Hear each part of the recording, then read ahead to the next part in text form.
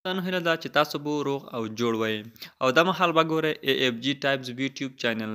که د دوستانو تاسو لپاره مې په نننۍ ویډیو کې ډېره په زړه پورې طریقه راوړې ده چې په هغې سره موږ کولی شو چې زموږ یعنې تاسو په دغه طریقه کې در وښیم چې موږ څنګه کولی شو خپل موبایل فلش ته واړو. یعنې که تاسو موبایل فلش نه اخلي یا کله چې تاسو کمپیوټر ته دغه کیبل لارې موبایل کې ته کیبل ور واچوئ نو تاسو کمپیوټر سره نه وصل کېږي او ستاسو موبایل فلش هم نه اخلي. نو په دې طریقه دوستانو تاسو کولی شئ چې په ډېرې اسانۍ سره خپل مشکل حل کړئ.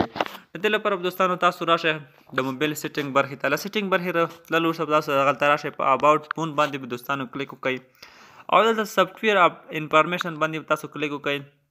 له هغې وروسته به تاسو دلته یو آپشن درکوي. دغه آپشن تاسو دوستانو وینئ. په دغه آپشن باندې تاسو کلیک وکړئ چې تاسو ته ترې یو نښان تاو کړم. په دغه آپشن باندې دوستانو یو څو ځلې تر شپږو ځلو کلیک وکړئ او بیا به د دې څخه شاته راشئ. دلته به تاسو ته په وروستۍ برخې کې یو آپشن راځي چې ډیولپر آپشن باندې. دغه ډیولپر آپشن باندې تاسو کلیک وکړئ او تاسو به دلته پکې داسې لاندې راشئ دوستانو او تاسو ته به دلته یو آپشن درکوي. تاسو دوستانو کتلی شئ USB دغه آپشن تاسو ګورئ. په دغه باندې به تاسو کلیک وکړئ. دغه آپشن باندې دوستانو کلیک کولو وروسته به تاسو دغه MTP میډیا ټرانسفر په دغه آپشن به تاسو راولئ دوهم ته.